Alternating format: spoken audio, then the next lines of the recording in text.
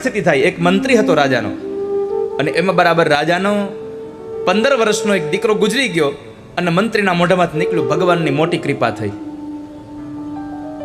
રાજાનો દીકરો મરી ગયો અને મંત્રી બોલે ભગવાનની મોટી કૃપા થઈ. રાજાને ગમ્યું નહીં, પણ રાજાને મંત્રી બહુ પ્રિય હતો એટલે શાંત રહ્યા. થોડા દિવસ થયા અને રાજમાં બરાબર રાજાના પત્ની રાણીનું મૃત્યુ થયું. એટલે મંત્રી બોલ્યો ભગવાનની મોટી કૃપા થઈ. રાણી મરી ગઈ, મોટી કૃપા થઈ. રાજાને ગમ્યું નહીં, કાંઈ શાંત રહ્યા. એમાં બરાબર દિવસો જતા રહ્યા, અને એમાં બરાબર રાજાએ એક નવી તલવાર લીધી. એટલે તલવારની ધાર આમ બરાબર આમ જોતા હતા, એમાં બરાબર તલવારની ધાર બરાબર બહુ ચટકીલી હતી. એમાં રાજાની આંગળી કપાઈ ગઈ. તો બાજુમાં ઉભેલો મંત્રી બોલ્યો ભગવાનની બહુ મોટી કૃપાથી આંગળી કપાઈ ગઈ. રાજાને ગમ્યું નહીં એટલે તરત જ હુકમ કર્યો, ચાલો જ અમારા રાજમાંથી, નહીં તો હમણાં તને મૃત્યુદંડ દઈશ. તું મને બહુ વાલો છો એટલા માટે તને રાજમાંથી કાઢી મૂકું છું. રાજની એક પણ વસ્તુ લીધા વગર, બીજું કાંઈ જ બોલ્યા વગર જ્યારે એને કાઢે છે ત્યારે એટલું બોલ્યો ભગવાનની બહુ મોટી કૃપા તમે મને કાઢી મૂકો છો. ભગવાનની બહુ મોટી કૃપા છે, તમે મને રાજમાંથી કાઢી મૂકો છો. નીકળી જાય છે. પણ આ સંસારમાં કહેવાય છે કે જેની હારે પરમાત્મા હોય એનો વાળ વાકો કોણ કરી શકે? દુનિયા ઉથલની પાથલ થઈ જાય, પણ જેના પર ભગવાનની કૃપા હોય એનું તમે બગાડી ન શકો.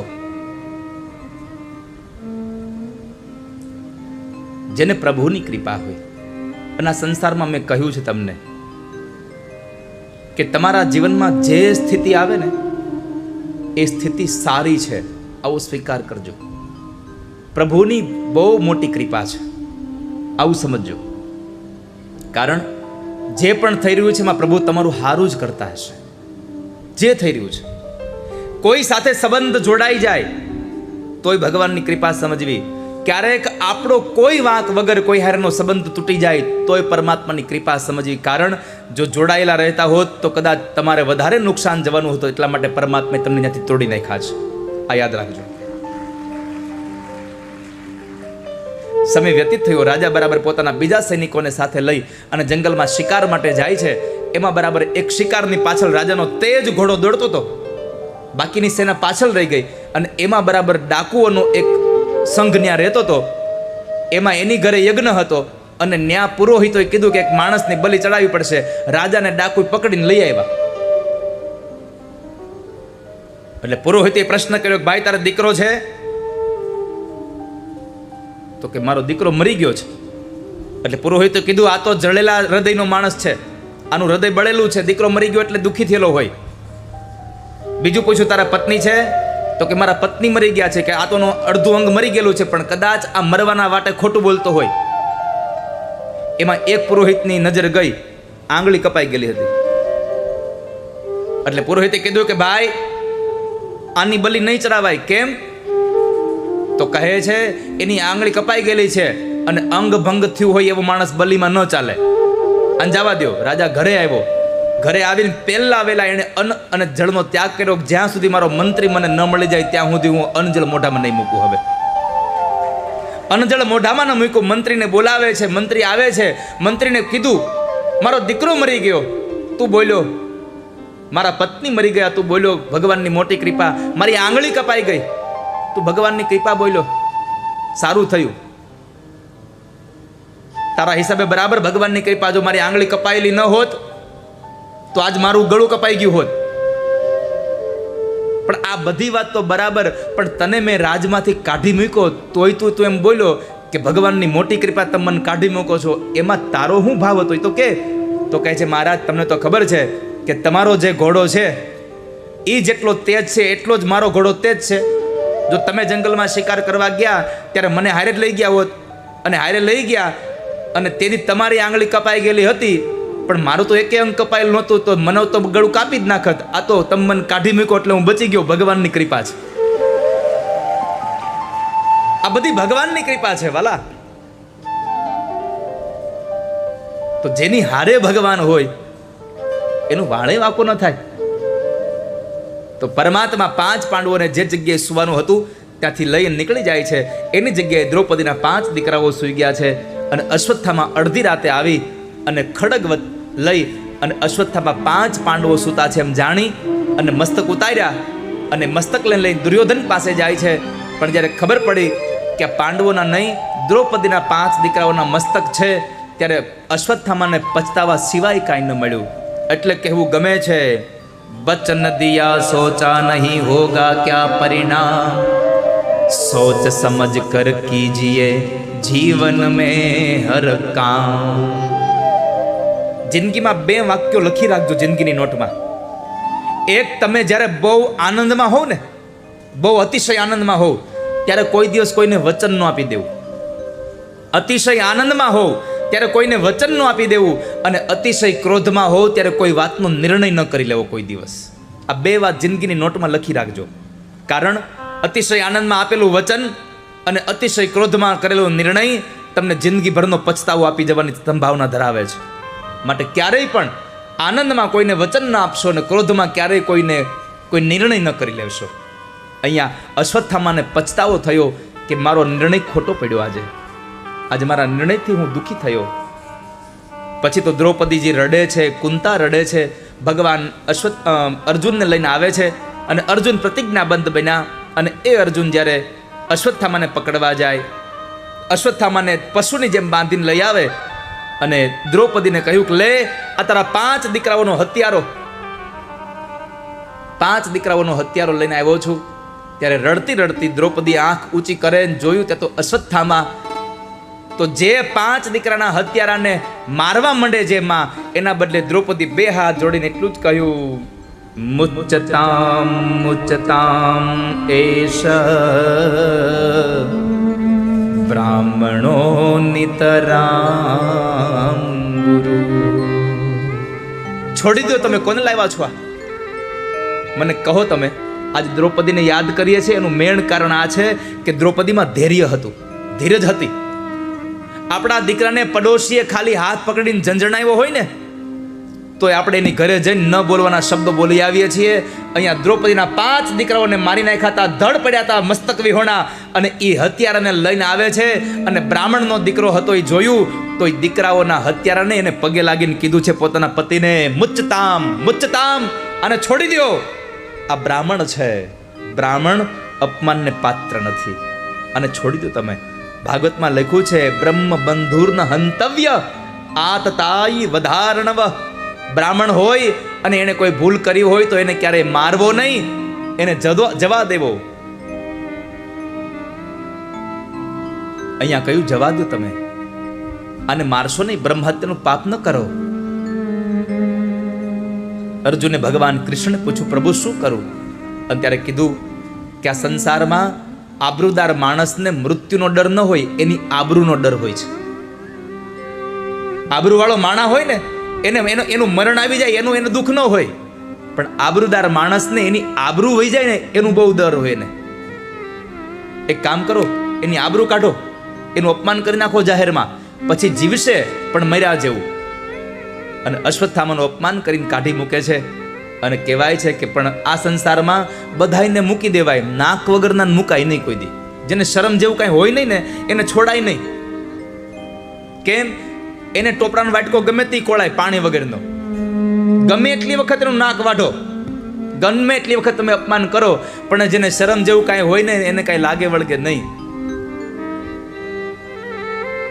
અને ભગવાન જ્યારે દ્રૌપદીના 5 દીકરાઓના હત્યારાઓને છોડાવે, મોકલી દે છે, એનું અપમાન કરાવ્યું, કપાળમાંથી મણી ઉતરાવ્યો, માથાના વાળ સાથે ઉતારીને એને કાઢી મૂકે. અપમાનિત થયેલો અશ્વત્થામા અગ્નિમાં બળે છે.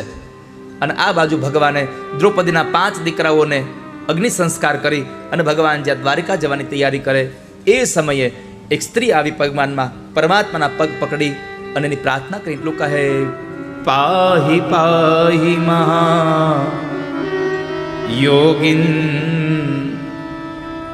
દેવ દેવ જગતપતે.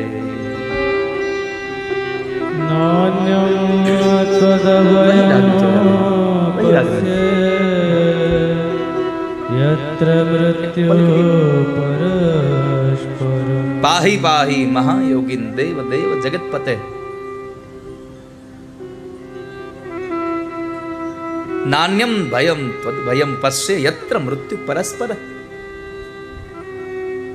એક ઉતરા આવે છે અભિમન્યુની વિધવા પત્ની, અને ભગવાનનો પગ પકડીને કહે છે, પ્રભુ રોકાઈ જાઓ, મારા ગર્ભને બચાવી લ્યો, અશ્વત્થામા મારી નાખશે. અને એ સમયે પરમાત્મા ઉતરાના ઉદરમાં ગયા, જ્યાં પરીક્ષિત મહારાજ હતા, એના ગર્ભનું રક્ષણ કર્યું. આ કથા એક ઉપદેશ આપે છે કે દાંપત્ય જીવનમાં, સંસારમાં જીવન જીવતા હોઈએ અને કદાચ લગ્ન પછી ઉદરમાં આવેલું બાળક વારે વારે જો પડી જતું હોય, ગર્ભપાત થઈ જતો હોય વધારે વારંવાર, પેટમાં બાળક રહેતું ન હોય, 2-5 મહિનામાં એ બાળક ઉદરમાંથી નીકળી જતું હોય, તો એવી સ્ત્રી પોતાના ઘરની અંદર સ્વચ્છ બની અને પરમાત્માના નામનો એક દીવો પ્રગટાવી અને ભગવાન પાસે પ્રાર્થના કરે, મામે ગર્ભો નિપાત્યતામ, મામે ગર્ભો નિપાત્યતામ, મામે ગર્ભો નિપાત્યતામ. મારા ગર્ભની રક્ષા કરો, મારા ગર્ભની રક્ષા કરો. અને પરમાત્મા ગર્ભની રક્ષા કરે છે,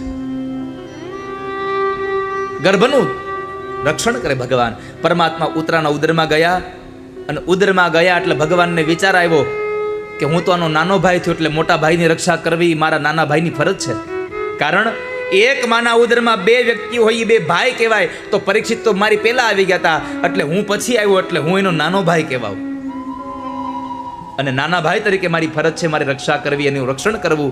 એટલે ભગવાને બ્રહ્માસ્ત્રથી એનું રક્ષણ કર્યું, અને એનું રક્ષણ કરી પરમાત્મા બહાર આવ્યા. ફરી પાછા જ્યારે ભગવાન જવા માટે નીકળે, માં કુંતા પરમાત્માને પ્રાર્થના કરે, પ્રભુ રોકાઈ જાઓ, પ્રભુ રોકાઈ જાઓ. પરમાત્મા એની પ્રાર્થના પણ ન રોકાયા, પણ એક માણસ માટે રોકાયા, દાદા ભીષ્મ માટે. કારણ કે ભીષ્મને વચન આપ્યું હતું, ભીષ્મએ એટલું જ માંગ્યું હતું, સદેવ દેવો ભગવાન પ્રતિક્ષતામ કલેવરમ યાવદિદમ હિનોમ્ય. પ્રભુ મારું મૃત્યુ આવે ત્યારે તમે મારી સામે ઉભા રહેજો. જો ભગવાન પાસે માગો ને તો ભગવાનના દર્શન માગજો, ભગવાન પાસે ધન સંપદા માગતા નહીં હો. પરમાત્મા પાસે ધન ન માગશો, પરમાત્મા પાસે સ્વયં પ્રભુના દર્શન માગજો. કુરુક્ષેત્રના મેદાનમાં યુદ્ધમાં જ્યારે દુર્યોધને મેણું માર્યું, અને એ મેણાના બદલામાં જ્યારે ભગવાન દ્રૌપદીને લઈને ગયા, એવા સમયે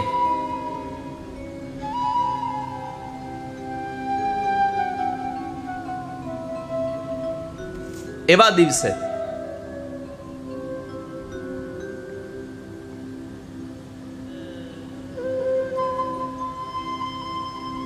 ભગવાન કૃષ્ણને પ્રાર્થના કરીને ભીષ્મ પિતામહ પ્રાર્થના કરે, ત્યારે ભીષ્મ પિતામહને કહ્યું, પ્રભુ માગો, શું આપું? અને પિતામહ ભીષ્મએ માગ્યું કે મારા મૃત્યુના સમયે મને તમારા દર્શન થાય.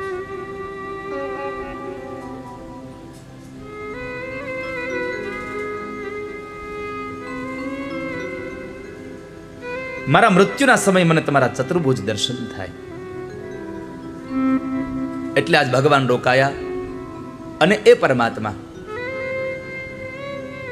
દાદા ભીષ્મ પાસે કુરુક્ષેત્રના મેદાનમાં આવે છે. ભીષ્મને આવીને કહ્યું, દાદા કાળને કાળનું કામ કરવા દો અને તમે તમારું કામ કરો. આપણું કામ શું? ભજન કરવા, પરમાત્માનું ભજન કરવું, ઠાકોરજીનો સત્સંગ કરવો, એ મનુષ્ય જીવનનું કાર્ય છે. તમે તમારું કામ કરો, તમારા મૃત્યુને બોલાવી લ્યો. મૃત્યુના સમયે દાદા ભીષ્મએ ભગવાનને સ્તુતિ કરી, ઇતિ મતિરૂપકલ્પિતા વિતૃષ્ણા ભગવતે સાત્વત પુંગવે વિભૂમ્નિ. મેં ધર્મ કર્યો, યજ્ઞ કર્યો, દાન કર્યું, બધું જ કર્યું. મારે હવે મારી મતિરૂપી કન્યાને મેં વિતૃષ્ણા બનાવી છે, મારી બુદ્ધિને, અને મારી વિતૃષ્ણા બનેલી મતિને હવે પરણાવી છે, મારે તમારી હારે પરણાવી છે. તમે એનો હાથ ઝાલો. ભગવાને જરા હસીને કીધું, દાદા તમારી કન્યા માટે હું તમને ગમું છું, પણ તમારી દીકરીને ગમું છું કે નહીં એ તો પૂછો પેલા.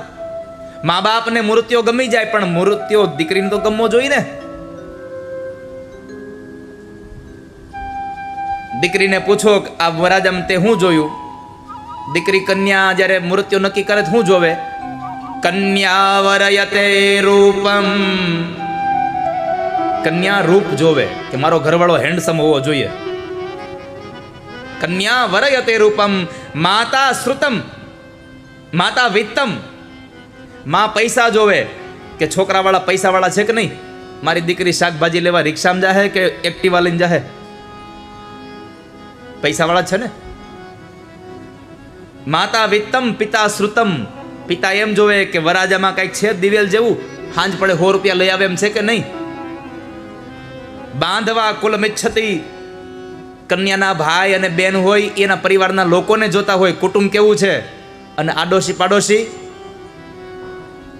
મિષ્ટાને ઇતરે જના. જમવામાં શું છે ડીશમાં?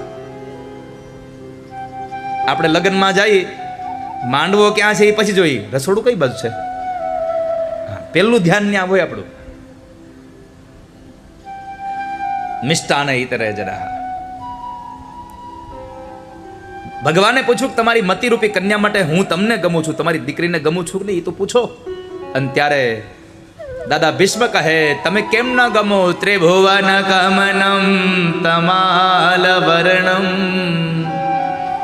રવિકર ગૌરવ રામબરમ દદામે વપુરલગ કુલાવૃતાનનાજમ વિજય સખે રતિરસ્તુ મે. પ્રભુ આ ત્રણેય ભુવનમાં તમારા જેવું સુંદર છે કોણ? બીજું તો મને કહો. તમારા જેવું કોણ સુંદર છે સંસારમાં? બીજું તમારા જેવા કહ્યાગરો કોણ હોય? અર્જુને તમને કીધું કે બંને સેનાની મધ્યમાં મારો રથ લઈ જાઓ, તમે રથ લઈ ગયા હતા. આના જેવો બીજો કોણ હોય પ્રભુ તમારા જેવું? માટે મારી મતિરૂપી કન્યાનો સ્વીકાર કરો. ભગવાને સ્વીકાર કર્યો અને એ સમય પરમાત્માએ દર્શન આપ્યા અને દાદા ભીષ્મને ભગવાને પોતાનું ધામ આપ્યું. ભીષ્મને ભગવાને મુક્તિ આપી.